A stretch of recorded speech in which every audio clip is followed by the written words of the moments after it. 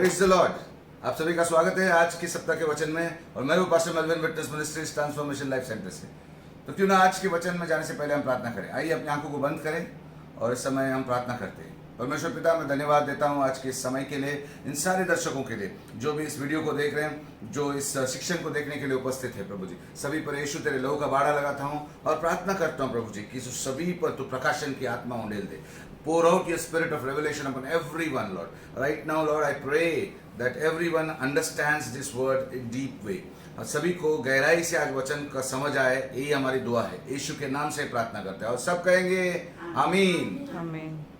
तो आइए दोस्तों, आज हम नया शिक्षण में जा रहे हैं। जैसे कि हमने गए समय पर सीखा था भजन संहिता 83 का युद्ध, Psalms 83 वॉर। आज हम उससे आगे बढ़ने वाले हैं और ये युद्ध भी यीशु के विजय पथ में हमने जिक्र किया था। पहला युद्ध था भजन संहिता 83 का युद्ध यानी Psalms 83 वॉर, और सेकंड जो दूसरा युद्ध यीशु लड़ता है वो है गोग मगोग का युद्ध। तो आज हम उसके ऊपर जाने वाले हैं और ये रहा गोग मगोग का युद्ध। ये भी मैंने विभिन्न भागों में इसे प्रस्तुत करूंगा। तो आज है भाग 1, Gog of Magog war. This is called Gog of Magog war and it is part 1 today and let's carry on.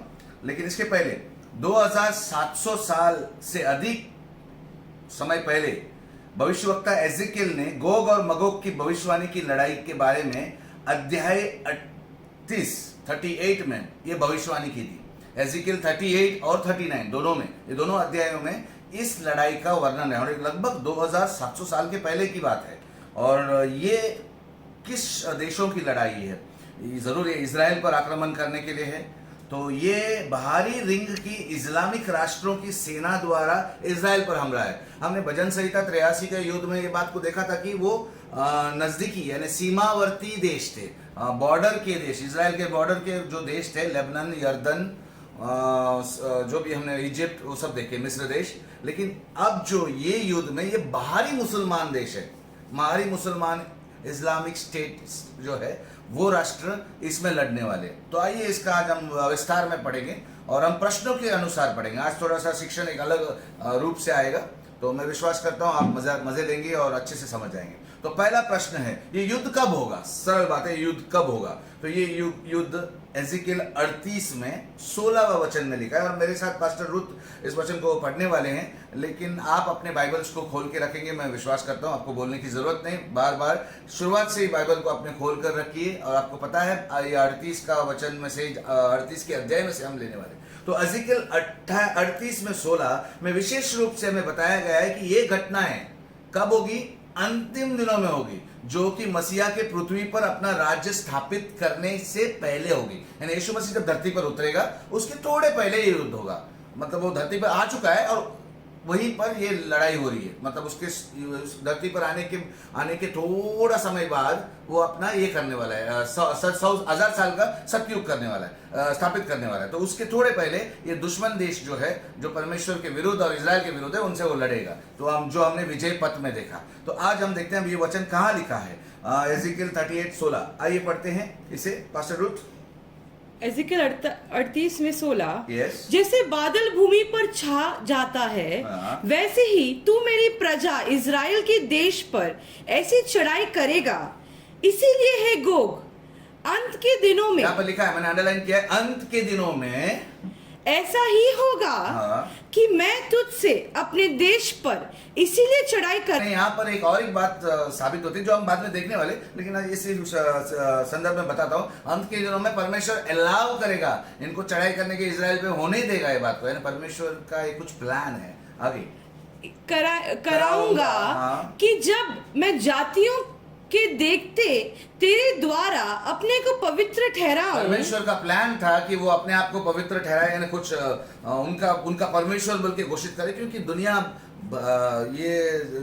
भर पे जग जाहिर है कि इजराइल से सभी नफरत करते हैं और इजराइल का परमेश्वर यहोवा परमेश्वर है, जो जीवित परमेश्वर है। वो चाहता है कि सारे देश जो हर बार उनको सताते हैं, आज उनको बता ही दूं कि मैं उनका परमेश्वर हूं। ये प्लान है उनका कि सभी को लेके लाओ और मैं उनसे लड़ूंगा। देखो ऐसा, तब वे मुझे पहचानने लगे। और ये बात, और एक बात है, हमने अभी तक जो भी पढ़ा ये देख रहे हैं कि वो घड़ी वाला जो बात हमने किया था उसमें एक गैप है 69th वीक में, यानी 69वें वो 69 सप्ताह बीत चुके थे, उसके बाद घड़ी रुक गई है और वो 2000 साल से अभी तक रुकी हुई है। वो मंडली के लिए समय दिया और परमेश्वर ने इजराइल से अपना मुंह मोड़ा है। क्यों? क्योंकि वो उस पर विश्वास नहीं करते थे, यीशु पर विश्वास नहीं किया और उसको सूली पर चढ़ाए। दूसरा बात, वे अब भी सेक्युलर यानी धर्मनिरपेक्ष या दुनियादारी में फंसे हुए हैं। वो सच्चे दिल से परमेश्वर को अभी भी नहीं मानते, लेकिन परमेश्वर उनको अपनी प्रजा मानता है तो उनको दंड भी देगा। एक बाप अपने बच्चों को दंड देता है जब गलत होता है, तो उनको भी दंड मिल रहा है। लेकिन ये दंड कुछ भी नहीं जो अभी उन लोग 2000 साल के लिए देश बनकर बिछड़ गए थे, देश से बिछड़ गए थे, उनको हकाला गया था, उनके ऊपर बहुत सारे सताव हुआ। लेकिन इससे बढ़कर एक बड़ा सताव उनके ऊपर आने वाला है, जो वो 7 साल का शांति प्रस्ताव के समय पर मसीह विरोधी आने वाला है। वो मसीह विरोधी को अपनाएंगे अपना मसीहा बोल के, और जब 3.5 साल होते हैं तो उनको वो अपना असली रंग दिखाएगा और तब इन्हें पहचान में आएगा कि ये मसीहा नहीं है। तब उनके ऊपर जो सताव आएगा वो भयंकर होगा। और परमेश्वर को जब तक ये लोग नहीं पुकारते तब तक यीशु मसीह नहीं आ सकता, ये भी हमने सीखा। तो अभी यीशु मसीह आ रहा है, लेकिन वो ये भी बात कर रहा है कि तब वे मुझे पहचान लेंगे, क्योंकि यीशु मसीह उनके लिए लड़के उनको जिताएगा, क्योंकि वो पुकारेंगे, कश्मकश में रहेंगे। सभी देश आक्रमण एक साथ कर रहे हैं उनको निष्ठुना मतलब खत्म करने के लिए, उनको उनका निशानी मिटाने के लिए। लेकिन परमेश्वर का सहायता बगैर वो जीत नहीं सकते, वो जानते हैं। तब यीशु मसीह आके युद्ध लड़ता है। तो ये बात हम इधर देखते हैं। लेकिन हमारा प्रश्न क्या है, ये युद्ध कब होगा? ये अंत के दिनों में होगा। और कई लोग ये बात को मानते हैं कि गोग मगोग, जैसे भजन संहिता 83 का युद्ध बोलते हैं कि 7 साल का समझौता होने से पहले होगा। 7 साल का शांति समझौता जो मसीह विरोधी करने वाला है दुनिया का, इजरायली देशों और अरबी देशों के, उसके पहले होगा। ऐसा बहुत से मानने वाले लोग हैं। वो ये भी मानते हैं कि जैसे ही भजन संहिता 83 का युद्ध होगा, ये गोग मगोग का युद्ध होगा। लेकिन ऐसा नहीं है। हमने लास्ट टाइम देखा किस तरह से भजन संहिता 83 का युद्ध अंत में हो रहा है, उसके तुरंत बाद ये युद्ध होने वाला है। मतलब हार्डली ज्यादा समय नहीं, तुरंत लगभग, जैसे वो बोल सकते हैं कि कुछ ही समय में या कुछ उसी दिन में हो सकता है, या हो सकता है जैसे वो युद्ध, पहला युद्ध यर्दन में हुआ। यीशु मसीह यरूशलेम में एंट्री करता है और पहले से ये सेनाएं जमा हुई है, क्योंकि परमेश्वर उन्हें जमा होने के लिए अनुमति देता है या उन्हें होने देता है ऐसा। तो दोस्तों हम आगे बढ़ते हैं, अभी अब दूसरे प्रश्न पर जाते हैं। और दूसरा प्रश्न है, इस युद्ध का नेतृत्व कौन करेगा? यानी कोई भी युद्ध हो, कोई ना कोई लीडर होता है जो इस युद्ध को चलाता है। तो इस युद्ध में बहुत सारे देश हैं, तो इसमें लीडर देश कौन होगा? आइए देखते हैं। एजेकिएल 38 में दूसरा वचन हमें बताता है कि युद्ध का नेतृत्व करने वाला गोग नाम का वर्णन किया गया है। एक गोग नाम का व्यक्ति है जो इस पूरे सेनाओं को लेकर चलेगा, नेतृत्व करेगा। तो आइए उस वचन को पढ़ते हैं। जैसे हम हर समय देखते हैं कि वचन में कहाँ लिखा है। एजेकिएल 38 में 2, मेरे साथ पास्टर रूथ पढ़ेगी। एजेकिएल 38:2। एजेकिएल 38 में 2, हे मनुष्य के संतान, अपना मुंह मगोग देश के गोग की ओर करके, जो रोश यानी प्रमुख है, मेशेक और तुबाल का प्रधान है, उसके विरुद्ध भविष्यवाणी कर। यानी यहाँ पर लिखा है मगोग देश के गोग। अब ये मगोग क्या है, इसे भी हम धीरे धीरे देखेंगे, क्योंकि मगोग देश कहाँ है आज और गोग क्या है। तो गोग एक मेंशन किया है, तो गोग एक व्यक्ति है। मगोग देश का लीडर जो है वो गोग होगा। की ओर करके रोश, यानी वहां पर ब्रैकेट में मैंने लिखा प्रमुख है। इसके विषय में भी हम बात करने वाले। तो जो जब एक स्लाइड आता है तो मैंने जो अंडरलाइन किया है, ब्रैकेट में कुछ लिखा है तो आपको समझाने के लिए। तो रोश का जो शब्द है, ये हिब्रू शब्द है, उसका अर्थ है प्रमुख। यानी जो प्रमुख है, किसका प्रमुख है? मेशेक और तुबल का प्रधान है, यानी चीफ है। उसके विरुद्ध भविष्यवाणी कर। क्या भविष्यवाणी कर? वही युद्ध का। तो क्या आगे हम देखने वाले। लेकिन अभी फिलहाल ये गोग एक व्यक्ति का नाम है, जैसा मैंने कहा, और बल्कि गोग एक शीर्षक है। व्यक्ति का नाम मतलब ऐसा नहीं है कि गोग, डैनियल गोग या रवि गोग, ऐसा वो क्या बोलते हैं, सरनेम नहीं है ना, आडनाव बोलते हैं ना, तो ऐसा नहीं है। बल्कि गोग एक शीर्षक है। जैसे कि हम फिरौन राजा को लोग फिरौन बोलते थे ना, मिस्र देश का राजा था फिरौन। या हम राष्ट्रपति कहते हैं, प्रधानमंत्री नरेंद्र मोदी जी, तो हम प्रधानमंत्री जोड़ते हैं उसे, राष्ट्रपति को राष्ट्रपति होते हैं। ये शीर्षक होते हैं उस व्यक्ति के लिए। और या डॉक्टर कहते हैं, साधारण हम लोग जो डॉक्टर को मिलते हैं तो डॉक्टर साहब कहते हैं, श्री कहते हैं या श्रीमती कहते हैं, पुरुष को श्री और श्रीमती, तो ये शीर्षक होते हैं। और गोग एक ऐसा शीर्षक है उस नेता का, उस देश के नेता का, जो ये नेतृत्व करने वाला है। तो क्लियर हो गया। तो बहुत कंफ्यूज करने की जरूरत नहीं है। गोग एक शीर्षक है, एक टाइटल है जो परमेश्वर ने उसके वचन से हमें दिया है। और ये व्यक्ति एक दुष्ट व्यक्ति होगा, वो हम आगे देखेंगे। लेकिन इतना तो क्लियर करें कि गोग मतलब कोई सरनेम नहीं है, एक व्यक्ति को हम ढूंढ रहे हैं, लेकिन एक पर्टिकुलर शीर्षक है। हालेलुया। आइए हम दूसरे बात में जाते हैं। इसी प्रश्न के, इस युद्ध का नेतृत्व कौन करेगा? B bar.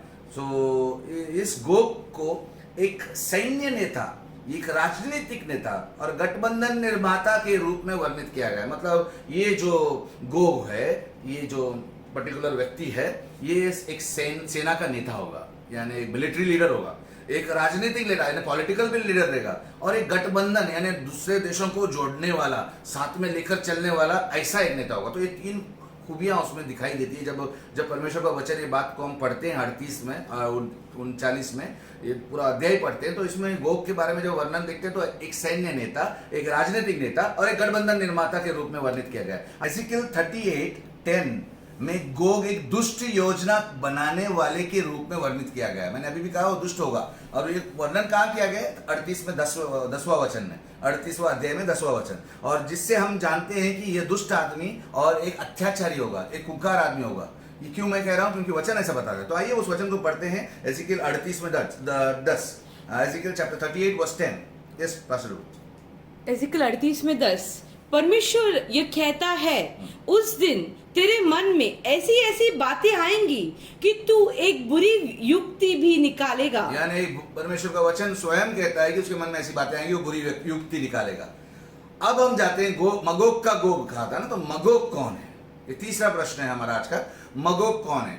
कुछ मजा आ रहा है? मैं आज प्रश्नों के अनुसार आपको ये शिक्षण सिखाने वाला हूँ, और ऐसे बहुत से प्रश्न होंगे। आज भाग 1 में हम बहुत सारे प्रश्न देखेंगे, भाग दूसरे में भी बहुत सारे प्रश्न देंगे, और जब प्रश्नों के अनुसार मैं उत्तर दूंगा तो आपको क्लैरिटी और आएगी, क्योंकि बहुत लोग इस युद्ध के बारे में बहुत कंफ्यूजन रखते हैं। तो मगोग कौन है? तीसरा प्रश्न। मगोग का अर्थ है, जैसा गोग का मैंने अर्थ बताया, वो शीर्षक है। मगोग का अर्थ है गोग का क्षेत्र, गोग की भूमि। यानी मगोग एक ऐसी जगह है, जोग्राफिकल, यानी उसे हिंदी में क्या कहते हैं जोग्राफिकल को? आप जानते, क्षेत्र या भूमि। वो गोग की भूमि है, उस सैन्य नेता, उस राजनीतिक नेता, उस दुष्ट नेता की ये सेना की भूमि है।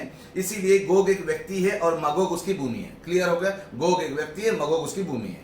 नेक्स्ट, उत्पत्ति 10 में 2, ये नाम बाइबल में और कहाँ है?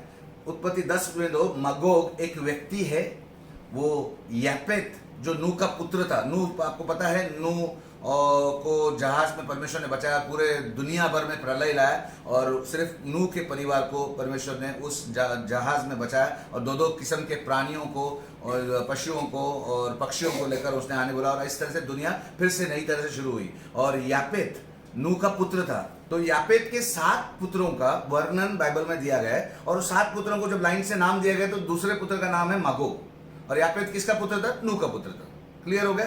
तो ये जब भी बाइबल में जब एक नाम दिया गया है, इजराइल कौन था? याकूब। इजराइल जहां बस गया वो भूमि का नाम इजराइल हो गया। तो इसी तरह ये यापेत का पुत्र में से जो मगोग था, मगोग जहां बस गया वो मगोग देश कहला गया पुराने जमाने में। तो आज वो क्या है वो हम थोड़ी देर में देखने वाले, लेकिन फिलहाल के लिए उत्पत्ति 10 में 2 पढ़ते हैं। आप मेरे लिए पढ़ेंगे? उत्पत्ति 10 में 2, Yes. यापेत के पुत्र गोमेर, मगोग, मौदे, यावन, तुबल, मेशेक और तिरास हुए। तो ये 7 पुत्र है, गोमेर, मागोग, मौदे, यावान, तुबल, मेशेक और तिरास। अभी इसमें से मैंने जो अंडरलाइन किया है, गोमेर, मागोग, तुबल, मेशेक, ये बहुत इंपॉर्टेंट नाम है। ये आज के जो ये देश आज के दूसरे नाम से जाने जाते हैं, लेकिन वो हम देखने वाले आगे। लेकिन ये नाम 38वें अध्याय में आए हैं, एजेकियल 38 में, क्योंकि उसमें से तुबल और मेशेक का प्रधान होगा मगोग। मगोग बाकी दूसरे भाइयों का बड़ा होगा, चीफ होगा, ऐसा हमने अभी भी पढ़ा था थोड़ी देर में। तो ये सब देश अभी अलग अलग नामों से जाने जाते हैं। ये युद्ध करने वाले जो अंडरलाइन किए गए ना, गोमेर, मगोग, तुबल, मेशेक, बाकी पुत्रों के बारे में कुछ बताया नहीं है। हो सकता है वो बाद में उनका कुछ अस्तित्व नहीं रहा या कुछ ऐसा हो, लेकिन इन 2-4 पुत्रों के बारे में बाइबल में 38 में, एजेकियल 38 में वर्णन किया गया है। अब हम जाते हैं चौथे वचन, चौथे प्रश्न पर। गोग किस देश से आएगा? यानी बाइबल में कुछ लिखा है कि गोग एक देश से आएगा, किस दिशा से आएगा? तो एजेकियल 38 में 15 ध्यान दीजिएगा, यहाँ पे दो वचन है, एजिकियल 38 में 15 और एजिकियल 39 में 2। मैंने कहा था कि ये दो अध्यायों में ये युद्ध के बारे में वर्णन है, 38 और 39 एजिकियल के। तो एजिकियल 38 में 15 और एजिकियल 39 में 2 कहता है कि गोग इजराइल के उत्तर के सुदूर हिस्सों से आएगा। मतलब इजराइल जो देश है उसके ऊपर, उत्तर मतलब ऊपर, नॉर्थ से, और नॉर्थ के सुदूर एकदम क्लियरली ऊपर का नॉर्थ से आएगा, तो वहां से वो आएगा। तो अभी ये कौन सा देश होगा वो हम आगे जानेंगे, लेकिन इतना तो क्लियर हो गया कि वो जो गोग है, जो लीडर है, ये सारे संगठन का लीडर जो है, सेनाओं का लीडर जो है, वो ऊपर का देश होगा, इजराइल के एकदम नॉर्थ में। ओके, आइए अब आगे एजिकियल 38:15 भी पढ़ते हैं और 39 में 2 भी पढ़ते हैं। एजिकियल 38 में 15, तू उत्तर दिशा के दूर दूर स्थानों से आएगा। तो बाइबल कहता है कि तू उत्तर दिशा से, जब भी ये कहा गया इजराइल की उत्तर दिशा से, तू दूर दूर स्थानों से आएगा। और एजिकियल 39 में 2, एजिकियल 39 में 2, यस, मैं तुझे घुमा ले आऊंगा और उत्तर दिशा के दूर दूर देशों से चढ़ा ले आऊंगा और इजराइल के पहाड़ों पर पहुंचाऊंगा। यानी बाइबल कहता है कि परमेश्वर ये करवाएगा उनसे, उसको घुमा कर ले आएगा उत्तर दिशा के दूर दूर देशों से और उसको चढ़ा ले आएगा, और इसीलिए वो इजराइल के पहाड़ों पर पहुंचाएगा। यानी ये इजराइलियों के पहाड़ों के ऊपर से कुछ बातें जुड़ी हुई है। एक एक वचन से आपको धीरे धीरे एक दृश्य खुलता जाएगा, जैसा एक एक पर्दा खुलते जा रहा है, एक एक बातें आपको समझ में आएगी क्लियरली। ओके, अब हम 5वें प्रश्न पर जाते हैं। उत्तर दिशा से देश कौन सा है? उत्तर, अगर मैप में देखते हैं तो उत्तर दिशा में दो बड़े देश है जो मायने रखते हैं, वो है रूस और तुर्की। तो ये कौन से? मैं आपको इस प्रश्न का उत्तर देने वाला हूँ। इसमें विद्वानों का मानना है, जैसा हम ये भी जानते हैं कि लोग क्या मानते हैं, ये भी सीखना जरूरी है, और क्या ये वचन के अनुसार बैठता है। जैसे हमने रैप्चर के बारे में 4 ऐसे अलग अलग दृष्टिकोण देखे हैं। कई लोग बोलते हैं प्री ट्रिब्यूलेशन, कोई मिड ट्रिब्यूलेशन, कोई पोस्ट ट्रिब्यूलेशन, उसमें से ज्यादा मान्यता प्री ट्रिब्यूलेशन की है। लेकिन क्या वो वचन में बैठता है? सभी लोग मान रहे हैं, मतलब क्या हम भी मानना चाहिए? ऐसा कभी अक्सर ना, एक व्यक्ति मानता है, 2 व्यक्ति होने बाद में सब लोग उसी को मानते हैं बिना कोई जांच पड़ताल किए। हमें वचन के अनुसार जाना चाहिए। तो ये भी विद्वानों का मान लिया गया है कि जो देश इजराइल के संबंध में उत्तर में सबसे दूर है वो रूस है। ये लोग ऐसा, क्योंकि वो सदूर देश बोला है तो वो रूस होगा। समझ का ये विचार, अभी ये विचार कहाँ से आया? ये विचार इब्रू शब्द रोश, मैंने अभी रोश का ब्रैकेट में आपको क्या दिया था? प्रमुख, चीफ, इसका अर्थ चीफ है। लेकिन यहाँ ये लोग जो ग्रुप है विद्वानों का, या ये ऐसे सोचने वाले जो लोग हैं, वो इस विचार को किससे जुड़ते हैं? हिब्रू शब्द रोश का अनुवाद रूस करने में आया है। यानी रोश मतलब उसको, हाँ ये रूस होगा, बिकॉज रूस ऊपर ही है, मैप में दिखता है ऊपर है ये, जबकि रोश शब्द का अर्थ प्रमुख है। तो ये सही नहीं होगा कि आप साउंड करता है। मैंने अगले में लिखा कि अंग्रेजी ध्वन्यात्मक समक्षों से विब्रू शब्दों का स्थानांतरित करना उचित बाइबल भविष्यवाणी व्याख्याय तकनीक नहीं है। यानी अगर अनुवाद करने की तकनीक देखें तो ऐसा नहीं कि जैसे बिकॉज साउंड करता है कि रोश मतलब रूस होगा, ऐसा नहीं, अनुवाद ऐसा नहीं किया जाता। अनुवाद मतलब से किया जाता है कि उसका अर्थ क्या है उसके अनुसार किया जाता है। तो ये उचित नहीं है कि हम किसी को भी रोश को बोल के हाँ ये रूस से मेल खाता है, उसकी ध्वनि, उसका साउंड, फोनेटिक्स मैच करता है, इसके लिए हम रशिया माने, नहीं, ये रॉन्ग है। तो उत्तर दिशा का देश कौन सा है वो? अब ये प्रश्न अभी भी रहा है, तो हम बी भाग में देखते हैं। इसके अलावा हमें इस व्याख्या को अस्वीकार करना चाहिए, क्योंकि रूस का देश एजिकियल के दिनों में मौजूद ही नहीं था। ताज्जुब की बात यह है कि रूस का देश के एजिकियल जब लिखा था 2700 साल के पहले, उस समय रशिया या रूस नाम का देश ही नहीं था। तो आप ऐसा अनुवाद कैसे कर सकते कि भविष्यवाणी में रोश आया तो रूस, वो देश ही नहीं था रूस नाम का? सवाल ही नहीं पैदा होता। ये खारिज किया जाता है इस अनुवाद को, इस सोच को। जो लोग रोश को रूस मानते हैं वे आमतौर पर 2 रूसी शहरों, और उन लोग रूस, और एक मानने का कारण क्या है वो भी उस विचार में बताता हूँ। ये लोग रूस क्यों मानते हैं, तो नाम का तो सिमिलरिटी, साउंड सेम होता है बल्कि, और दूसरा है 2 रूसी शहरों, यानी मॉस्को, जहाज का मॉस्को है, मस्कोवा, रूस में एक मस्कोवा नाम का शहर था जो मॉस्को कहलाता है, और टोबल्स्क जैसे ट्यूबुलस्क के साथ मेशेक और तुबल की बराबरी करते हैं। यहाँ पर भी उन लोग साउंड, मेशेक बोला तो वो मॉस्को रहेगा, और तुबल बोला तो तुबल का ट्यूबलक्स, वो दो देशों जो शहर है रशिया में, वो शहरों से तुलना करते हैं कि हाँ ये उसका रशिया उसका हेड होगा। तो ये अगेन साउंड पे जा रहे हैं कि साउंड मेशेक मतलब मस्को, तुबल मतलब तुबलक्स, तो ये गलत है। आगे मेशेक और तुबल आज की तुर्की में है। अगर हम बाइबल के दिनों के मैप देखते हैं तो ये ऐसा है। इजराइल यहाँ पर है, आप देखेंगे इजराइल यहाँ पर है, उसके सीधे नॉर्थ पर क्या है, तुर्की। और रूस कहाँ है, सीधे नॉर्थ पे तो नहीं है, वो इधर है। और भी एक देश है यहाँ पर, लेकिन इसके यहाँ बड़ा देश तुर्की है, लेकिन रूस वो साइड में। तो आपको क्लियर हो रहा है। आपको मैं और मैप्स दिखाऊंगा। तो यहाँ पे दिख रहा है आपको, ये ईरान है, पर्शिया, ये बाइबल के दिनों का लीबिया है, ये सूडान है, ये इजराइल है। ये इजराइल का कंपास अगर देखेंगे तो नॉर्थ में तुर्की है, और तुर्की में ये सब देश है, गुमेर है, तोगर्मा है, तुबल है, मेशेक है, जो एजिकियल 38 में नाम वर्णन किए गए, ये तुर्की। सो हम इससे समझ सकते हैं कि ये रूस नहीं है, ये तुर्की है। फिर भी मैं एक मॉडर्न मैप बताता हूँ, अभी आज के दिनों का मैप। ये मैप में देखेंगे, यहाँ पर इजराइल है, आपको दिख रहा है यहाँ पर एक छोटा सा जगह, इतना सा जगह इधर। मैंने कहा ना इजराइल बहुत छोटा जगह है, लेकिन फिर भी परमेश्वर उस छोटे जगह से दुनिया भर में प्रभाव करना चाहते हैं। तो यहाँ पर इजराइल से इतना प्रेम करता है देखो परमेश्वर, ये छोटा सा जगह, उनको कुछ होने नहीं देता है अगर दुश्मन आक्रमण करते हैं। लेकिन परमेश्वर उनको दंड दे रहा है, वो अलग बात है, लेकिन उनको दूसरे लोगों से दंड देने को नहीं देता है। तो यहाँ पर उसके बॉर्डर वाले देश हमने देखा था लास्ट भजन संहिता 83 का युग। यहाँ पर देखो सीरिया, यर्दन, सऊदी, मिस्र देश, और यहाँ पर लेबनन है, यहाँ पर किधर तो लेबनन है। तो ये जो दिख रहा है लेबनन। तो ये इजराइल के नॉर्थ दिशा में कौन है, ये कलर में देखा आपने, तुर्की।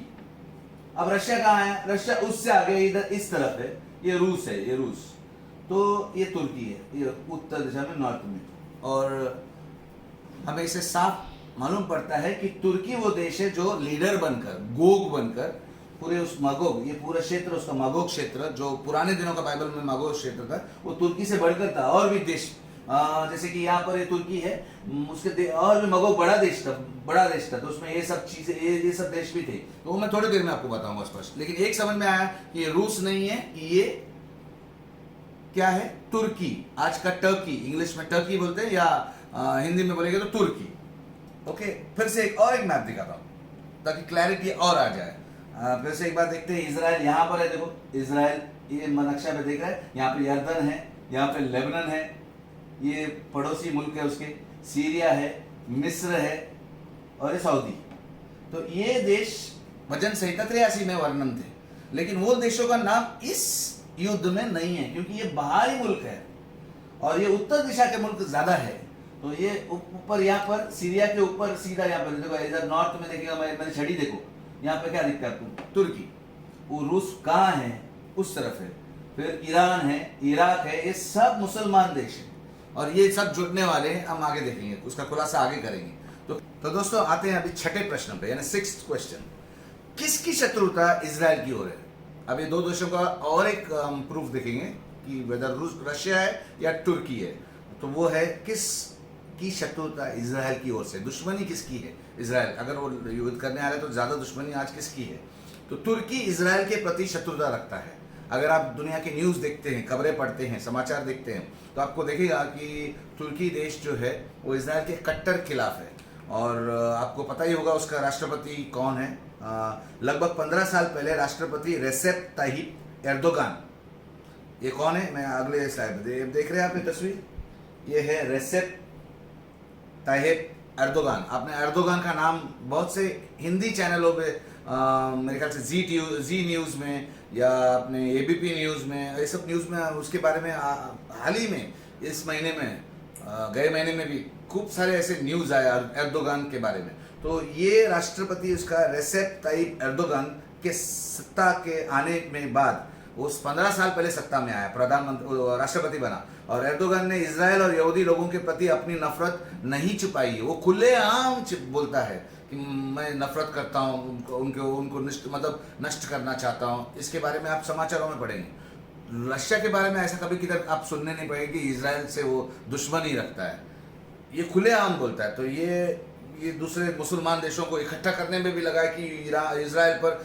चढ़ाई कर सके। तो ये ऐसा व्यक्ति है, ये सभी को मालूम है, और ये मुसलमानों का वाहवाही करता है और इजराइल के प्रति नफरत करता है।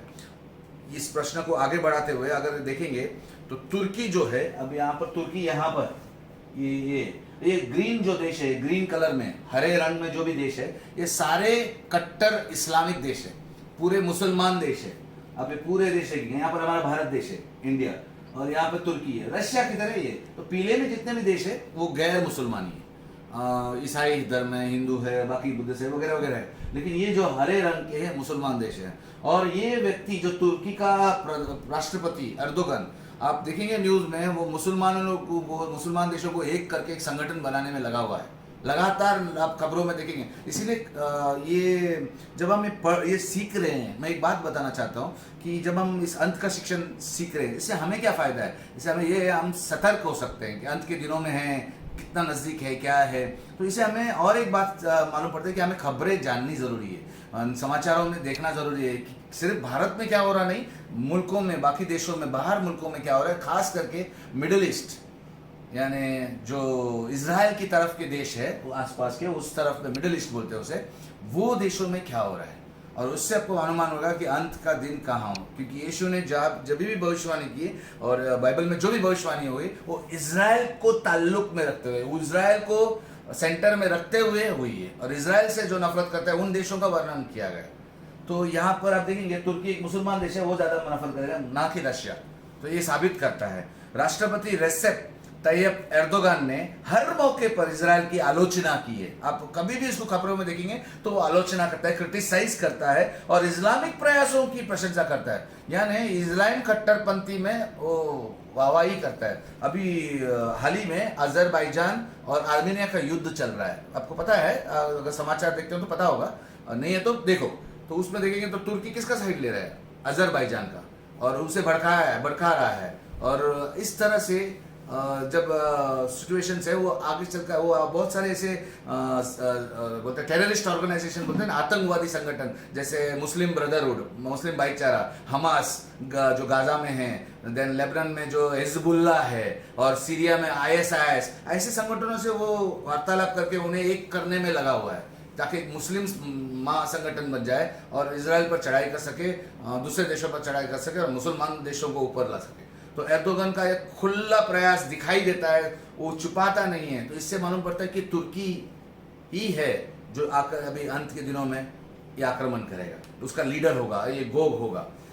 7वां प्रश्न पर जाते हैं। एक और पुष्टि क्या है कि प्रमुख तुर्की है और रूस नहीं? उसी चीज को हम आगे बढ़ाते हैं, उसी प्रश्न को आगे बढ़ाते हैं, लेकिन इस प्रश्न थोड़ा ऐसा है कि एक और पुष्टि, एक और सबूत क्या है कि प्रमुख तुर्की है और रूस है। मैंने अभी काफी आपको समझाया किस तरह से वो है, लेकिन एक और देखते हैं, और वो है सोर। बाइबल में जो सोर देश है वो लेबनान में, लास्ट टाइम हमने भजन संहिता 83 के इसमें युद्ध में देखा था। सोर जो है लेबनान के बारे में एक बाइबल वचन है, बाइबल में एजिकिल ने कई स्थानों पर उल्लेख किया है जो सोर के साथ व्यापार करते हैं, जिसमें तुबल और मेशक है। इस युद्ध में तुबल और मेशक का प्रमुख तुर्की है, हमने अभी साबित किया था, ये रशिया नहीं है। अब तुबल और मेशक का एजिकिल एक और अध्याय में इसका वर्णन करता है। 27 अध्याय अगर आप पढ़ेंगे तो उसमें तुबल और मेशक के साथ कोई व्यापार करता है, और वो क्या है, उससे क्या मालूम पड़ सकता है, हम देखते हैं। एजिकिल 27 में 13। आइए हमारे साथ वचन में जाए, आप बाइबल खोल सकते हैं या इधर पढ़ सकते हैं। एजिकिल चैप्टर 27 वर्स 13। एजिकिल 27 में 13, या यवान, तुबल और मेशेक के लोग तेरे यानी जब आप वो पूरा अध्याय को पढ़ेंगे वो सोर के विषय में। सोर लेबनान में, इंग्लिश में उसे टायर बोलता है, TYRE, गाड़ी का टायर नहीं, वो मैंने लास्ट टाइम बताया, इसको हिंदी में सोर देश। तो सोर आज लेबनान में, लेबनान ओके, जो सीमावर्ती देश है इजराइल का, इनर रिंग का मुसलमान देश है। तो यावान, तुबल और मेशक के लोग सोर लेबनान के माल के बदले में दास दासी और पीतल के पात्र दूसरे व्यापार करते थे। बाइबल कहता है कि लेबनान के लोग पीतल और दास दासी और माल के बदले में पीतल का व्यापार करते थे। तो ये दो देशों का व्यापार होता था। अभी इससे हमें क्या मालूम पड़ता है, हम आगे बढ़ते हैं, इसका दूसरा भाग में जाते हैं। अभी मैं मैप में दिखाता हूँ, ये मैप में क्या क्या क्या दिखता है आपको। ये भी ये बाइबल दिनों का मैप है, बिब्लिकल मैप। तब ये जो तुर्की जो है मैंने इधर लिखा है, ये पूरा तुर्की है, हाँ, उसमें देखो दूसरा देश भी है जुड़ा है, तुर्की है, राइट। आज का तुर्की इतना है, लाइट ग्रीन, लेकिन डार्क ग्रीन भी उस समय पर इसमें था, तुर्की जो देश है वो उसमें पूरा ये आता था। तो इसमें मेशेक है, यहाँ पर है मेशेक, यहाँ पर तुबल, यहाँ पे यावान, और यहाँ पर लेबनान। देखो यहाँ पर इजराइल है, ये इजराइल है, दिख रहे हैं यहाँ पर, अब जूम करेंगे पास, ये पे जेरूशलेम है, और ये दूसरा देश है सीरिया का दमिश्क, ये यर्दन है, यहाँ पर यर्दन है, नीचे सऊदी है, यहाँ मिस्र है, यहाँ पर छोटा सा इजराइल है, और इजराइल के ऊपर लेबनान है, देखो यहाँ पर। और लेबनान का किनारा किसके साथ है? समुद्र के साथ है। ये सेम समुद्र, देखो ये समुद्र, ये समुद्र, समुद्र, ये कौन सा समुद्र है? इस मेडिटेरियन सी, और ये हिंदी में कहते हैं भूमध्य सागर। भूमध्य सागर से जुड़े हुए तुर्की है, लेबनान है। हाँ, रूस किधर है? रूस तो उस तरफ है, वहां पर जो इस मैप में कट किया है वो उस तरफ है, तो उसका समुद्र से कोई नाता ही नहीं है, समुद्र से कुछ नाता नहीं। तो आप क्या कहना चाहते हैं इससे? मैं क्या बताना चाहता हूँ? सोर यानी लेबनान के भूमध्य सागर तट पर स्थित एक शहर है, और उस वचन में वर्णित सभी स्थान आज के वर्तमान तुर्की देश में हैं। तो सोर क्या है? लेबनान में। लेबनान कहाँ है? यहाँ पर। और लेबनान का एक शहर सोर इस किनारे पर है, इस समुद्र किनारे पर है। तो जहाज से कनेक्शन है, या व्यापार करते थे पहले के जमाने में, व्यापार जहाजों से होता था, शिप से होता था। तो दूसरे शिप्स जो दूसरे देशों के नाम वर्णन है वो तुबाल में से, ये भी इस किनारे से जुड़े हुए देश है। तो ये कर सकते हैं। रशिया को कोई भूमध्य सागर से जुड़ा हुआ नहीं है, तो उनका मेल रशिया नहीं, उनका व्यापार रशिया से नहीं हो सकता है, वो है लेबनान। तो एजिकिल के दिमाग में जब उत्तर देश बोल रहा है वो तुर्की है, ना कि रशिया। और एक सबूत आपको दिया, और एक पुष्टि मैंने कर दी, क्लैरिफिकेशन दिया है। क्लियर है? आप फिर से इस स्लाइड को वापस दोबारा रिवाइंड करके देख सकते हैं, इस स्क्रीनशॉट को ले सकते हैं और स्टडी कर सकते हैं। तो ये और एक पुष्टि थी। अब एक तीसरे भाग में जाते हैं। एक और पुष्टि की प्रमुख तुर्की है, रूस नहीं है। ये इस मैप में देखते हैं। इस मैप को एक बार देखते हैं फिर से एक बार। ये इजराइल है, ये मॉडर्न मैप है, आज के देशों का मैप है, मॉडर्न मैप है। इजराइल यहाँ पर है, छोटा सा देश। जैसे मैंने कहा था ये बॉर्डर देश है, जॉर्डन, सीरिया, लेबनान, इधर लेबनान ये शहर है लेबनान, और ये मिस्र, और ये सऊदी। तो अभी इसके नॉर्थ में क्या है? तुर्की। और ये क्या है? भूमध्य सागर। या भूमध्य सागर लाइट ब्लू में दिया है। तो ये किससे जुड़ा है? इसे किधर? रशिया कहाँ है? किधर और ही है। क्लैरिटी है इसमें। हम आगे बढ़ते हैं, आगे और एक मैप दिखाता हूं आपको। तो आइए हम दूसरे मैप पर जाते हैं इस प्रश्न को समझने के लिए कि एक और पुष्टि प्रमुख तुर्की है या रशिया है। हमने देखा कि तुर्की अभी तक, अभी भी ऑपोजिट दिखते हैं। यहाँ पर इजराइल दिख रहा है आपको, ये ब्राउन देश इजराइल है, उसके ऊपर सीमावर्ती उसके बॉर्डर देश है लेबनान, फिर है जॉर्डन यानी यर्दन, फिर है सीरिया, फिर है सऊदी, फिर है मिस्र यानी इजिप्ट। ये सब भजन संहिता 83 के देश है जो उनसे लड़ने वाले दुश्मन देश है, और सारे इस्लामिक, कट्टर इस्लामिक देश है। अब जो आज का युद्ध में भारी देश है, और वो भारी देश मैंने कहा तुर्की एकदम नॉर्थ में है, इजराइल के नॉर्थ में, और रशिया वहां पर है। तो ये हमने साबित किया कि तुर्की है, और उसके साथ ये सब देश जुड़ने वाले हैं। ये ईरान, इराक, ये सीरिया, ये सब इसके साथ जुड़ने वाले देश है। ये बाहरी रिंग के देश है। तो आइए हम क्या बात करने वाले हैं। ये बहुत कम संभावना है कि सोर ने रूस जैसे दूर देश के साथ व्यापार किया होगा। हालांकि लेबनान से तुर्की दूर नहीं है। हम साबित क्या कर रहे हैं कि लेबनान यहाँ पर है, तुर्की यहाँ पर है, दोनों भूमध्य सागर से जुड़े हुए हैं। ऐसा नहीं हो सकता है कि लेबनान ने रशिया से व्यापार किया होगा, क्योंकि जहाज का रास्ता काफी बड़ा होता है और ये यहाँ पर पॉसिबल नहीं है। ये जुड़े हुए नजदीक है, तो धंधा करना है, बिजनेस करना है, तो उन लोग उस देश से कर रहे हैं, बल्कि ये एजिकिल साफ करता है। लेकिन मैं ये किसके लिए कह रहा हूँ? जो प्रमुख को रूस मानते हैं, वो हो नहीं सकता है, ये गलत है। वचन के अनुसार हमें दूसरे वचन एजिकिल का दृष्टिकोण भी देखना पड़ेगा। एजिकिल ने 27 में साफ कर दिया कि ये तुर्की है, क्योंकि मेशेक तुबल उधर है, और मेशेक तुबल कहाँ है आज की तारीख में? आज के देशों में तुर्की में आता है। क्लियर हो गया? तो ये बात साबित हुआ। तो आइए हम और एक मैप को देखते हैं इस पुष्टि के लिए। और ये मैप मैंने कहा था मुसलमान देशों का मैप है, पूरे ग्रीन में, जो ग्रीन में है, और जो पीले में है वो देश गैर मुसलमान देश है। तो यहाँ पर लेबनान दिख रहा है, देखो इजराइल लाल में छोटा सा देश है, ये सब बड़े बड़े देश है मुसलमान देश, और ये इजराइल इतना छोटा सा देश है, देख रहे हैं। और यहाँ पर लेबनान इधर है, उसके सर के ऊपर थोड़ा इजराइल के नॉर्थ में, और उससे ऊपर नॉर्थ में दूर ऊपर में तुर्की है, और ये रूस इधर है। तो किधर है समुद्र ये है, तो उसका किनारा किधर लग के है? तुर्की को लग के है, लेबनान को लग के है, मिस्र को भी लग के हैं, लेकिन यहाँ पर किधर? रशिया को लग के है। तो आप समझ सकते हैं कि कौन सा नजदीक है, लेबनान और तुर्की का व्यापार नजदीक है। इस बात को समझाने के लिए मैं इतने स्लाइड्स आपको लाया, ताकि आप स्पष्टता से समझे, क्योंकि हम इंडिया में बैठे हैं तो हमें मैप से मालूम पड़ेगा। तुर्की लेबनान दोनों के पास भूमध्य सागर पर समुद्र तट है, और इसीलिए उनके बीच जहाज व्यापार सामान्य था, कॉमन था। जहां समुद्र होगा उनसे ही व्यापार करेंगे, समुद्र तट मिलेंगे तो व्यापार होगा। और ये हम एजिकियल 27:9 में पढ़ने वाले, इसको और स्पष्ट करेंगे। आइए अपने बाइबल को खोलें। आपने पढ़ा होगा अपने बाइबल में कि गेबाल का नाम मेंशन है। गेबाल भी इससे व्यापार करता था, और ये जो भी समुद्र तट के देश थे वो उनसे व्यापार करते थे। इसके बारे में मैं इसे यहाँ पर नहीं लिखा, लेकिन आप उसे घर अपने बाइबल में पढ़े, अगर पढ़े नहीं है तो। हम आगे बढ़ते हैं 8वें प्रश्न पर। इस युद्ध में किन देशों का गठबंधन होगा? जैसे हम आजकल सुनते हैं गठबंधन सरकार, तो यहाँ पर युद्ध के लिए भी गठबंधन था, यानी बहुत देश मिलकर युद्ध करने के लिए आ रहे हैं। तो ये पहला भाग हम सीख रहे हैं, इसको क्या है गठबंधन के। उसके पहले हम ये देखेंगे, यहाँ पर एजिकियल 38 5 और 6 पढ़ेंगे। एजिकियल 38 5 और 6 वचन में अपने बाइबल में पढ़ सकते हैं, यहाँ पर पढ़ सकते हैं। ये पूरे देश जो इस युद्ध में आने वाले उनका वर्णन यहाँ पर है। एजिकियल 38 में 5 और 6। यस। उनके संग फारस, खूश और पूत को, जो सबके सब डाल लिए और तोप लगाए होंगे। मतलब और यहाँ पर 3 देशों का नाम दिया है, फारस, खूश, पूत। हाँ आगे। और गोमेर 14 देश। ओके। और उसके सारे दलों को, उसकी सेना को। ओके। और उत्तर दिशा के दूर दूर देशों के तोगर्मा के घराने, उत्तर दिशा में तोगर्मा का घराना आएगा, मतलब तोगर्मा का देश आएगा। ओके। और उनके सारे दलों को निकालूंगा। मतलब परमेश्वर उन्हें बाहर निकालेगा, कुछ तो लालच देके निकालेगा, कुछ तो करके उनको उकसाएगा। ओके आगे। तेरे संग बहुत से देशों के लोग होंगे। ये 5 देशों के साथ और भी कोई लोग रहेंगे, उनके साथ जुड़े हुए रहेंगे। यानी वो देख रहा है, ये एजिकियल इस बात को देख रहा है। अभी हम एक एक देश को देखेंगे। ओके, एक एक देश को कंफ्यूज नहीं करेंगे। पहला देश मैंने अंडरलाइन कर दिया है यहाँ पर, फारस। आपको दिख रहा है पीला में होगा, और हर स्लाइड पे आपको दिखेगा एक एक देश को। तो पुराने दिनों में, बाइबल के दिनों में फारस ये था, हरा रंग का। और आज की तारीख में इस फारस में अलग अलग देश है।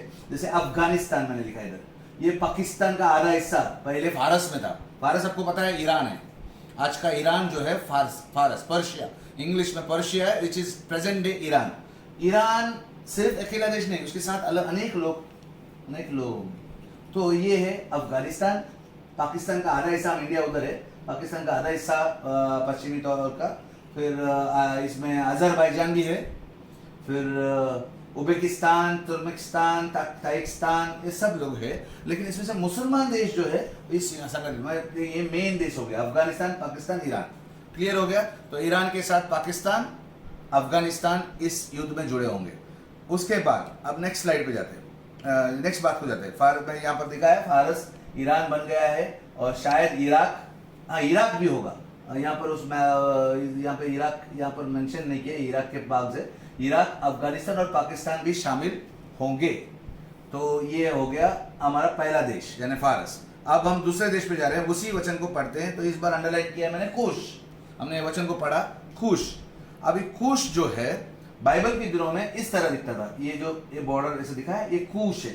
ये मिस्र देश से नीचे था, एंशिएंट खूश, यानी बाइबल के दिनों का खूश, जो आज के दिनों में सूडान और इथोपिया के 2 देश जुड़े हुए हैं। तो अलग अलग हो गए, 2 भाग में हो गए। जैसे पाकिस्तान इंडिया के साथ था पहले, अब बट गया, एक अलग देश बन गया है। बांग्लादेश अलग देश बन गया है। उसी तरह आज सूडान अलग है, इथोपिया अलग है।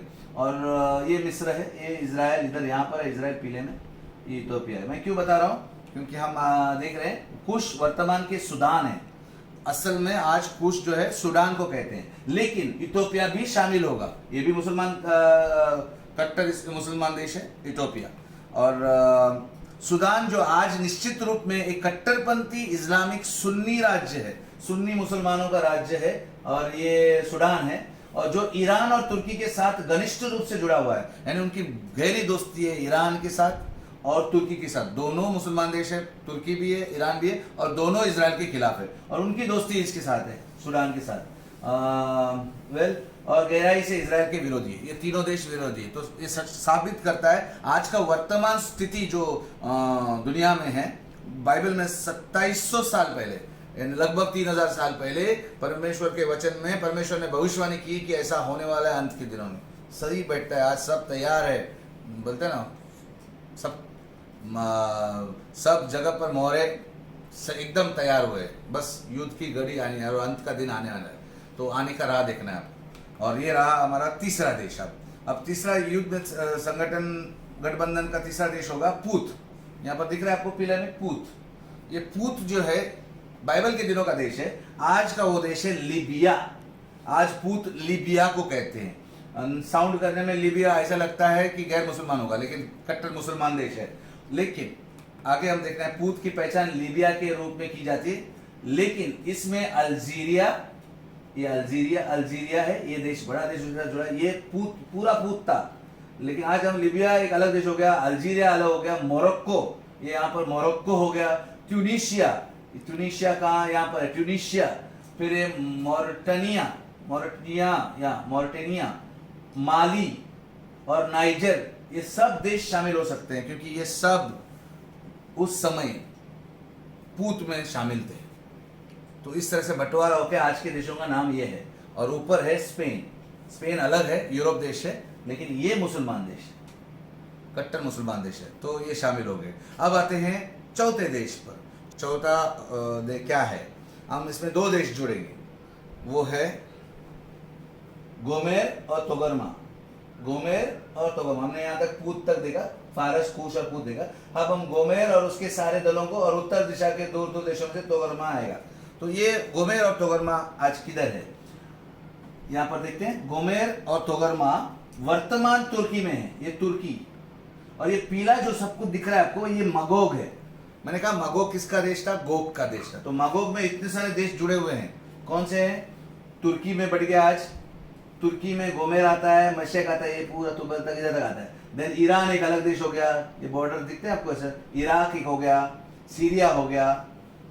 तो ये सब मगोग का क्षेत्र था पहले, तो अब अलग अलग देश हो गए। और इसमें से कुछ शहर जो है गोमेर, मेशेक, तोबल, तोगरमा, ये सब तुर्की में जुड़े हुए हैं। और तोगरमा का भी टुकड़ा हो चुका है, आधा वो तुर्की में था, और यहाँ पर बॉर्डर दिख रहे हैं आप, यहाँ पे बॉर्डर, ये इधर अजरबैजान है, जो आज युद्ध चल रहा है वो अजरबैजान उस तरफ। तो हो सकता है अजरबैजान भी जुड़ा हो, तो यहाँ पे मैं लिखा है अजरबैजान भी शामिल होगा।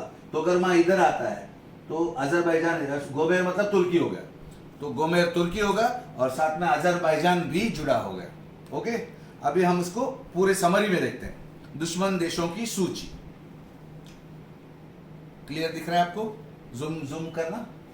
यहाँ पर है मगोग, शायद दिख रहा है काफी अच्छे से। ओके, मगोग मैंने हिंदी में भी लिखा है, इंग्लिश में भी लिखा है, जो आज का तुर्की। ये पहले बाइबल के दिनों के राष्ट्र, ये वर्तमान नाम उनके। मगोग मतलब तुर्की, रशिया नहीं। देन फारस मतलब ईरान, और उसके साथ कौन से देश होंगे, उनके साथ इराक होगा, अफगानिस्तान होगा और पाकिस्तान होगा। फिर है कुश मतलब सूडान, जो इथोपिया के साथ जुड़ा होगा। देन पूत मतलब लीबिया, और लीबिया के साथ कौन से देश होंगे, आज के अल्जीरिया, मोरक्को, तुनिसिया, मोरिटानिया, माली और नाइजर, ये सारे मुसलमान देश है, कट्टर इस्लामिक देश है।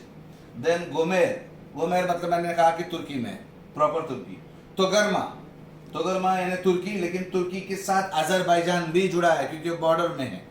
तो ये सारे देश मिलकर इस गोग मगोग का दुश्मन देश होंगे, जो आक्रमण करने के लिए उठ खड़े होंगे। एक बार मैं 1 मिनट के लिए रखता हूं आपको देखने के लिए, पूरी स्लाइड को एक साथ दिखाई हमने। यस, ओके, अब हम आगे बढ़ते हैं।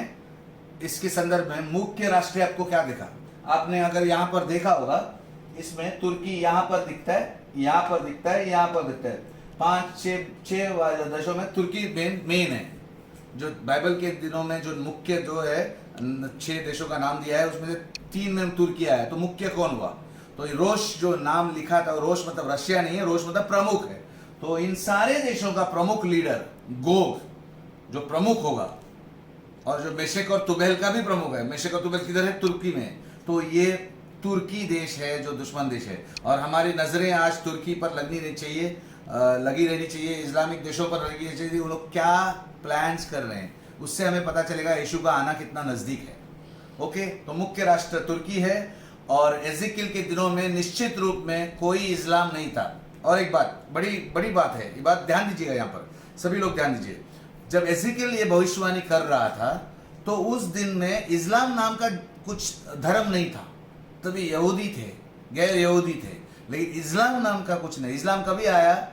यीशु के बाद 500-600 साल बाद इस्लाम आया, मोहम्मद के वजह से, मोहम्मद के द्वारा। लेकिन इस्लाम एजिकिल के समय पर नहीं था। और लेकिन आप ताज्जुब की बात देखोगे, जितने भी हम आज आप जानते हैं कि एजिकिल ने जो सभी राष्ट्र वर्णन किए हैं वो मुसलमान देश है, इस्लाम के देश है। ये सभी इजराइल के बाहरी रिंग के इस्लामी राष्ट्र है। ये कैसा हो सकता है? क्योंकि वो परमेश्वर बताना चाहता था कि ये सारे राष्ट्र आने वाले ये कट्टर विरोधी होंगे इजराइल की, और परमेश्वर आके सारे इस्लाम पर हथौड़ा मारता है। पहले इनर रिंग पे भजन संहिता 83 में पूरे मुसलमान देश जो सीमावर्ती है उनको नष्ट करता है, और बाद में तुरंत बाद गोग मगोग के युद्ध में पूरे इस्लाम पर हथौड़ा मारता है। और फिर एक आखिरी युद्ध होने वाला है जिसके बारे में हम सीखने वाले, वो है आर्मागिदोन का युद्ध। लेकिन इस युद्ध में आप समझ में आया आपको कौन से देश है? अब हम 9वें सवाल पे जाते हैं। बाइबल में जब इस अध्याय को पढ़ते हैं तो शेबा, दादान और तारशीश के व्यापारी भी बताए गए।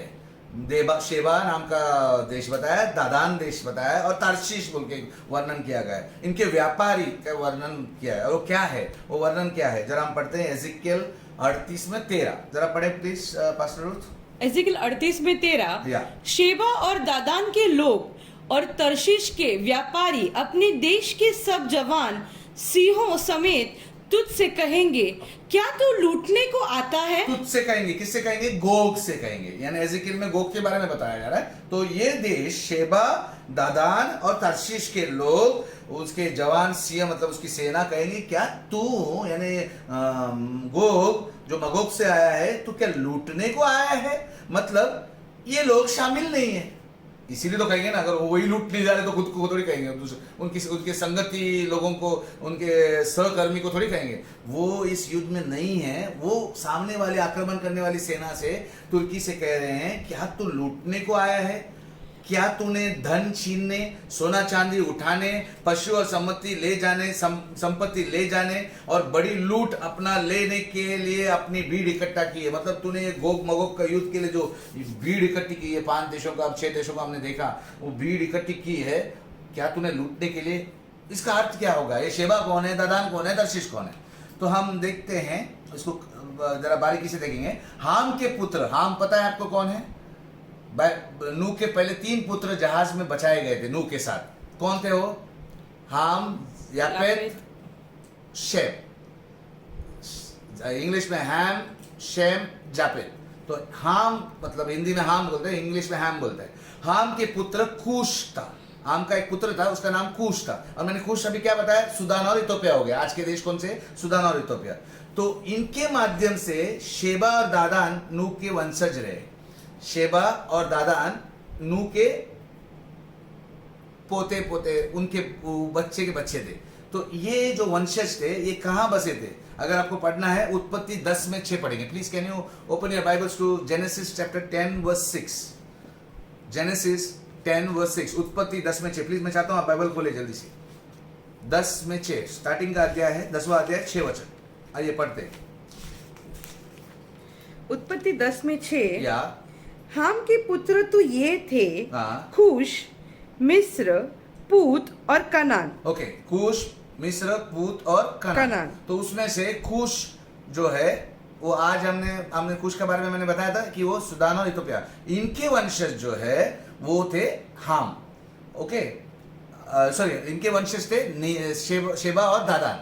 अब शेबा और दादान आज किधर है? आज शेबा यूएई और सऊदी अरब में उनकी वंशज जो है उधर बसी है, और वो देश आज के नाम यूएई और सऊदी अरब, यूएई मतलब United Arab Emirates, United Arab Emirates और सऊदी अरब, ये दोनों देशों में ये बचे। और मैंने कहा था भजन संहिता में 83 में कि शायद सऊदी इस युद्ध में नहीं जुड़ा हुआ है। क्यों? क्योंकि सऊदी का इजराइल के साथ अच्छा संबंध रहा है। कहीं ना कहीं उनके 1979 में जो उनका समझौता हुआ है उसके ताल्लुक में भी वो आज तक वफादार रहे। और अभी हाल ही में ट्रंप के राष्ट्रपति रहने के समय पर दुबई में और ऐसा शांति प्रस्ताव हुआ इजरायली की तरफ, इजरायली की और दुबई के लोगों का एक शांति प्रस्ताव हुआ। ऐसे बहुत सारे मुसलमान देश, यूएई और ऐसे सब इनके साथ एक हो रहे। तो ये लोग जब उस समय पर एक रहेंगे इजराइल के साथ, जब इस बाकी मुसलमान सेना को देखते हैं तो उनसे पूछते हैं कि क्या तू लूटने को आया? तो कुछ बात है जो लूटने वाली बात है, इजराइल से लूटने के लिए कुछ आ रहे हैं ये सब सेना मिलके, मुसलमान देश मिलके। पहले उनकी दुश्मनी है इजराइल के साथ, तो ये लूटने का। और हमने ये भी बात देखा कि परमेश्वर बोलता है कि मैं उनको निकालूंगा, लालच दे के बाहर लाऊंगा। तो कुछ तो लालच की बात है जो हम देखने वाले आगे। तो अब शेबा और देदान का सवाल तो क्लियर हो गया। शेबा और दादान यूएई और सऊदी अरब के लोग होंगे। ओके, अब ये तर्शीश रह गया। तो तर्शीश क्या है? तर्शीश आज का स्पेन है। मैंने उधर मैप में आपको स्पेन बताया था, स्पेन है। उस समय पर पश्चिम में अग्रणी व्यापार था। उस समय पश्चिम में अग्रणी व्यापार था। पश्चिम साइड में, इजराइल की पश्चिम साइड में ये स्पेन नाम के यूरोपीय देश के साथ बहुत सारे लोग व्यापार करते थे। तो स्पेन भी इस युद्ध में शामिल नहीं होगा, जैसे सऊदी और यूएई नहीं होगा। तो ये लोग बोलेंगे क्या तू लूटने को आया? तू क्या? क्योंकि ये पड़ोसी देश है तो उनको मालूम पड़ेगा कि सब सेना मिलकर जा रहे हैं। तो इस तरह से ये बात जाहिर होती है कि शेबा यानी सऊदी यानी यूएई, देदान और तारशीश यानी स्पेन इस युद्ध में नहीं होगा। क्लियर है? ओके। इस बात को, शेबा और दादान तारशीश को हम मैप पे देखते हैं। आप देख रहे हैं यहाँ पर मैप दिख रहा है आपको। सऊदी अरब मैंने बताया, शेबा और दादान इसी एरिया में बसे हुए हैं। अब ये यहाँ पर यूएई है, देखो यहाँ पर यूएई सऊदी का बॉर्डर है, बॉर्डर देश है UAE, United Emirates, Arab Emirates. Okay, तो अभी हम एजिकियल 38 में 13 में पढ़ते हैं, जो हमने अभी भी पढ़ा उसी को दोबारा पढ़ते हैं। प्लीज पढ़े। एजिकियल 38 में 13। हाँ। तुझसे कहेंगे हाँ। क्या तू लूटने को आता है? ये देश उनसे कहेंगे, जिससे तुर्की से कहेंगे क्या तू लूटने को आता है? क्या तूने धन छीनने, सोना चांदी उठाने, पशु और संपत्ति ले जाने और बड़ी लूट अपना लेने के लिए इतनी सारी भीड़ इकट्ठा की है? तो सऊदी अरब इस गठबंधन में और उनकी महान सेना के बारे में चिंतित है। ये बात बताती है कि वो चिंतित है क्योंकि उनकी दोस्ती है इजराइल के साथ। तो ये टिप्पणी कर रहे हो और ये आक्रमण करने के लिए एकत्र हुए हैं, उनसे टिप्पणी कर रहे हैं। क्लियर हो गया वापस एक बार? तो अब हम 10वें सवाल पे जाते हैं, आगे बढ़ते हैं। ये बहुत वेरी इंपॉर्टेंट प्रश्न है। बाइबल में अगर आप देखेंगे एजिकियल 38 में 4 में लिखा है कि जबड़ों में नकेल डालकर। इसका मतलब क्या है? जबड़ों में हुक, हिन्नी और जॉस, इसका अर्थ क्या है? हुक डाल के, तेरे जबड़ों में नकेल डाल के मैं बाहर निकालूंगा। आइए उस वचन को पढ़ते हैं। एजिकियल 38 में 4। एजिकियल 38 में 4। या मैं तुझे घुमा ले आऊंगा। हाँ। और तेरे जबड़ों में नकेल डालकर तुझे निकालूंगा और तेरी सारी सेना को भी, अर्थात घुड़सवारों को, जो सबके सब कवच पहने हुए एक बड़ी भीड़ है। यानी परमेश्वर का वचन कहता है मैं तुझे निकालूंगा। यानी परमेश्वर होने देता है बात और परमेश्वर फोर्स करता है। कुछ तो चीज है। कैसे करता है कि तेरे जबड़ों में नकेल डालकर, मतलब घसीट रहा है उनको इजराइल की तरफ, और सारी सेना मतलब बाकी देशों के साथ मिलकर जो एक बड़ी भीड़ के साथ लेके आऊंगा। ऐसा प्रतीत होता है कि यहाँ पर प्रभु अपने उद्देश्य को पूरा उद्देश्य को पूरा करने के लिए इजराइल के साथ युद्ध में इन राष्ट्रों को लुभाएगा। ये नकेल डालना मतलब उनको लुभा रहा है, लालच दे रहा है, और सब देश, मुसलमान देश जो दुश्मन है वो आ रहे हैं, एक साथ मिलकर इकट्ठा हो रहे हैं। यानी परमेश्वर का कुछ उद्देश्य पूरा होने वाला है। इजराइल के साथ युद्ध में इन सभी देशों को क्या खींचेगा? एक लालच। क्या लुभाएगा? एक लालच। और क्या है? तेल के लिए एक लालसा होगी। तेल के लिए लालसा होगी, जो हाल ही में इजराइल के गोलान हाइट्स नाम के पर्वत पर खोजी गई थी। इन अन्य देशों को एक हमले के लिए इकट्ठा होने में आकर्षित करेगी। अगर आप एक 3-4 साल पहले की खबर सुनेंगे, गोलान हाइट्स पे तेल मिलने का ये में आसार दिखाई दिए कि तेल है वहां पर, खोज किया गया। और ये जो शेल ऑयल है, जो शेल ऑयल बोलते हैं, ये बहुत भारी मात्रा में वहां पर पाई जाती है। अब गोलान हाइट्स जो है वो कहाँ है? वो इजराइल में है, इजराइल क्षेत्र में है। तो ये दुश्मन देश चाहते हैं कि उस पर वो कब्जा करे, इसीलिए ये लालसा उनको उधर ले रहे हैं। और अगर आप दुनिया में देखेंगे कि शेल ऑयल में अमेरिका और चीन यानी चाइना ये नंबर 1 नंबर 2 पोजीशन पे है। यही लालसा हम आगे देखने वाले हैं दूसरे प्रश्नों में। मैं यहाँ पर नहीं उसे बताना चाहता हूँ, मैं और प्रश्नों में आपको पूरे डिटेल में सिखाऊंगा, क्योंकि बहुत इंपॉर्टेंट है। ये क्या है, ये गोलान हाइट्स क्या है। लेकिन अभी हम 11वें प्रश्न पर जाते हैं, उसके बाद ये प्रश्न आने वाले, तो हम आगे देखेंगे। तो 11वां प्रश्न क्या है? ये सेनाएं जो लालसा के कारण इकट्ठा हो रही हैं पहाड़ों पर, वो कहाँ है? बाइबल कहता है 38 में 8 में भाग में लिखा है, तू इजराइल के पहाड़ों पर आएगा जो निरंतर उजाड़ रहे हैं। मतलब वो जगह जो था, पहाड़ी क्षेत्र जो था, उजाड़ पड़ा हुआ था, लेकिन अचानक वहां पर सब आकर्षण हो रहा है। मैंने कहा ना अभी भी कि वहां पर तेल पाया गया, खोज किया गया। अब वो इजराइल के क्षेत्र में आता है और उसके बॉर्डर मुस्लिम देशों के साथ है। तो यहाँ पर इनको लालसा खींच लाती, परमेश्वर वो आकर्षण दे रहा है उनको। तो ये किधर है? ये 39:2 में भी लिखा है, एजिकिल 39:2 में 39 में 2, मैं तुझे घुमा ले आऊंगा और उत्तर दिशा के दूर दिशा देशों से चढ़ा ले आऊंगा। उत्तर दिशा के दूर देशों से, तुर्की और बाकी सारे देश उधर लेके आऊंगा उत्तर दिशा में। मतलब उत्तर दिशा से आ रहे तो उत्तर में ही आएंगे ना। तो इजराइल का उत्तर में इजराइल के पहाड़ों पर पहुंचाऊंगा। इजराइल के पहाड़ कौन से? अगर आप मैप में देखेंगे, ये इजराइल है, यहां से दक्षिण से लेकर इजराइल यहां पर फैला है। ओके, यहाँ पर यर्दन है, यहाँ पर सीरिया है, सीरिया उत्तर के दिशा में है। यहाँ पर गोलान हाइट्स नाम के पर्वत है जो 3,500 फुट यानी 3,690 फुट के एक पहाड़ है, वो है माउंट मेरोन। ओके, उससे बड़ा भी है 9,000 फुट, 9,200 फुट, वो है गोलान हाइट्स। यहाँ पर वो क्षेत्र पर तेल पाया गया है। और ये गोलान हाइट्स के बारे में मैं डिटेल में आपको बताऊंगा, क्योंकि जानना जरूरी है। अगर आपको ये युद्ध को समझना है तो वो जगह क्षेत्र को जानना जरूरी है। लेकिन यहाँ पर हम समाप्त करते हैं आज का भाग, ताकि आप अगले भाग के लिए अपेक्षा कर सकें और पूरा डिटेल में जाए। मैं नहीं चाहता हूँ कि आधा अधूरा सिखाऊं, चाहे कि हम पूरी तरह से सीखें। मैं विश्वास करता हूँ कि आप सहमत है। तो अगले भाग में हम यहाँ 12वें प्रश्न से आगे बढ़ने वाले, या 11वें प्रश्न को लेकर ही आगे बढ़ेंगे। तो क्लियर है? हम अगले सप्ताह में गोग मगोग का युद्ध भाग 2 को सीखेंगे। Those who want my English viewers, those who want to read this teaching in English can visit our website wmtlc.org and read in our end time section. There will be a lot of topics there. You can read in that section. If you have any query regarding the current subject or teaching, you can mail the query to wmtlc10@gmail.com, or you can WhatsApp your query to 98212 57382. I repeat again, 98212 57382. And I would like to inform you or tell you that please do not call on this number. Many have tried to call, but as I've said that I have answered your queries on the WhatsApp. This is only for your queries. This number is specially for your queries, and that too in written. I will answer that queries in written, so as I have already done.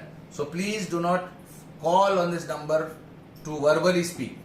And यदि आपके पास वर्तमान विषय या शिक्षण के बारे में कोई भी प्रश्न है मेरे हिंदी भाइयों, हिंदी जानने वाले भाइयों, तो प्लीज wmtlc10@gmail.com पे आप मुझे भेज सकते हैं। और नहीं तो आप व्हाट्सएप नंबर पे भेज सकते हैं, जैसे आप भेज रहे हैं 98212 पे।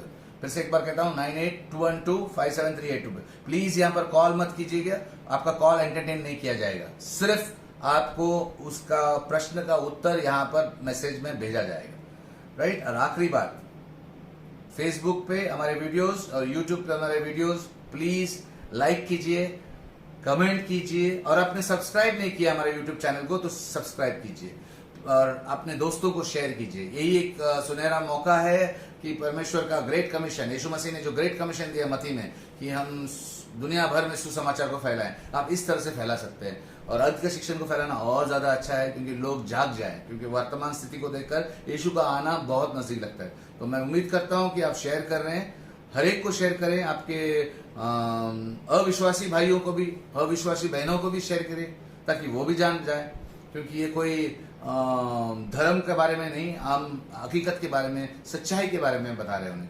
यीशु के नाम से मैं विश्वास करता हूँ कि आप ये कर रहे हैं। आइए हम प्रार्थना करते हैं इस समय, और अगले समय मिलने तक हम इस अध्याय को और एक दोबारा बार पढ़ के आएंगे। 38वां एजिकल का 38वां अध्याय, एजिकल का 39वां अध्याय, एजिकल chapter 38 and 39. Please read it once again completely, so you'll understand the questions which are coming in the next part. Hallelujah. Let's pray. परमेश्वर पिता, मैं प्रार्थना करता हूँ इस समय पर सारे लोगों के लिए जो इस समय दर्शक बन के इस आज के शिक्षण को देखें। मदद कर परमेश्वर पिता कि वो पूरी तरह से प्रभु जी इस शिक्षण को अंडरस्टैंड कर सके, आने वाले भाग में वो अच्छी तरह से और समझ पाए। और जो कोई भी डाउट्स हो प्रभु जी, तू पवित्र आत्मा तू उन्हें क्लियर कर, उनको मन में उस बात को क्लियर कर, उसका पुष्टि कर, उसे स्पष्टीकरण दे प्रभु जी। मैं प्रार्थना करता हूँ परमेश्वर पिता इस समय उस सभी लोगों के लिए, उनके परिवार के सदस्यों के लिए कि तू तेरा अनुग्रह उनके ऊपर उंडेल दे, होने दे प्रभु जी। उनको जो भी जरूरत है तू पूरा कर, क्योंकि तू हमारा यहोवा हीरे है जो हर एक बात को हमारा पूरा करता है, हमें पर्याप्त करता है, हमें प्राप्त करने में मदद करता है। मदद कर प्रभु जी, हर एक को जो जरूरतें हैं उनकी, जो उनकी आकांक्षाएं हैं तू पूरा कर, और उनकी जो भी तकलीफ है तू दूर कर प्रभु जी। जो भी इस समय बीमार है यीशु तेरे लहू का बाड़ा लगाता हूं उनके ऊपर, वो जल्द से चंगा हो जाए, पुनः स्थापित हो जाए। तेरे कोड़े खाने से हम चंगे हो चुके हैं, उस चंगाई को हम दावा करते हैं उन सबके ऊपर। प्रार्थना करते हैं प्रभु जी कि जो कोई इस महामारी के दरमियान पैसों की स्थिति में जो भी उनकी हानि हुई है वो तू पूरा कर। तू पूरा करने वाला परमेश्वर है, तू हमें रिस्टोर करने वाले, बहाल करने वाला परमेश्वर है। मदद कर प्रभु जी हर एक किसी को, हर एक व्यक्ति को, और जो भी नए इस वीडियो को देख रहे हैं, जो पहली बार देख रहे हैं, उनको प्रकाशन दे प्रभु जी। यीशु तेरे नाम से मांगता हूँ कि उनका भी ताबा तू ले ले, उनको आशीष कर। और ये सभी बातें हम यीशु के नाम से मांगते हैं, और सब एक मन होकर कहेंगे आमीन। आमीन। दोस्तों धन्यवाद। अगले हफ्ते फिर से एक बार मिलने वाले हैं, तब तक के लिए जय मसीह की।